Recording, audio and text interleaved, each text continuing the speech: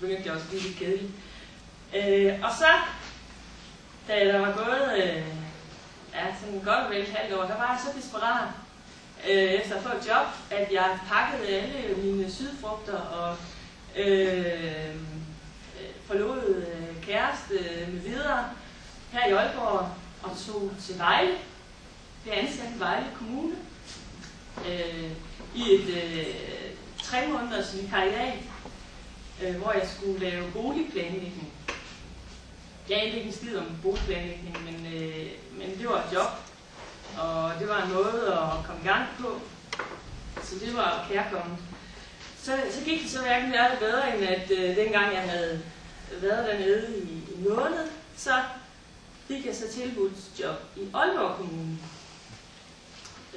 Og så var der det der med kæresten og sydfrugterne og alt det der. Og så flyttede jeg tilbage igen. Så var jeg så ansat i Aalborg Kommune, hvor jeg arbejdede med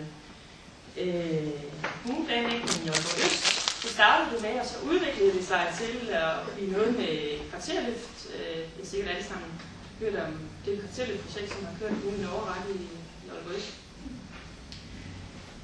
Og der var jeg de arbejdede med i 3 år eller sådan noget, og så fik jeg lyst til at prøve noget nyt.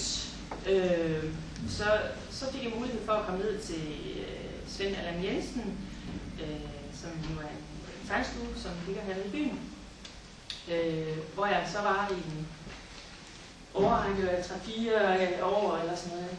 Jeg kan ikke lige have regnestykke inde i mit hoved, men nogle år i hvert fald, hvor jeg så beskæftigede mig med alle mulige slags konsulentjobs, eller planlægningsjob som konsulent, altså noget med at gå ind og lave en kommuneplan for Sund Kommune for eksempel, være med i et helhedsorienteret byfornyelsesprojekt i Skørping,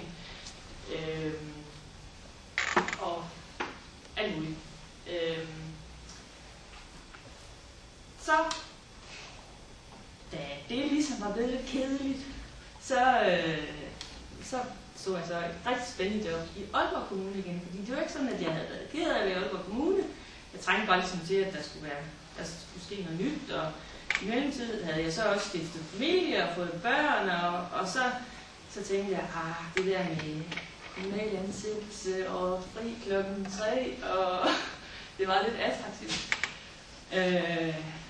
Det viser sig også sidenhen, at det ikke nødvendigvis altid er sådan, man kan regne med at fri klokken 3, men det er trods alt sådan, i hvert fald mere faste rammer omkring, at der er nogle gode ansættelsesvilkår, hvis man sammenligner med at være ansat mange steder i konsulentbranchen.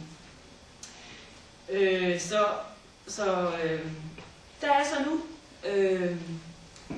Og da jeg så snakkede med min mand her i morges om, at jeg skulle herud og fortælle jer om mit arbejde som kommunalansat planlægger, så sagde han, nu skal du huske at fortælle dem, at en af de vigtigste ting, det er, at de udvikler et godt kagegen.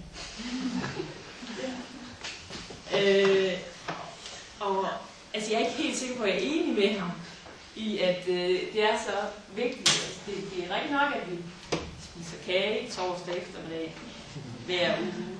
Men vi laver faktisk også ret meget andet. Lige lidt til siden af det der. Ja.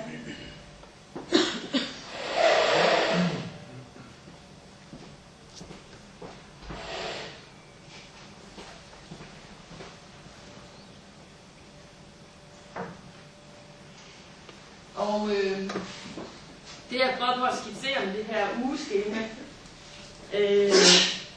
og det er selvfølgelig ikke slavisk min uge fra den ene til den anden, men et forsøg på at hvad skal man sige, illustrere bredden og variationen i arbejdsopgaverne. Og det er sådan, at mine primære arbejdsopgaver lige nu, det handler om kommuneplanrevision for Vestaalborg, og det handler om digital kommuneplan, og det handler om Etanittens byomdannelse. Og så er der en hel række små opgaver der omkring.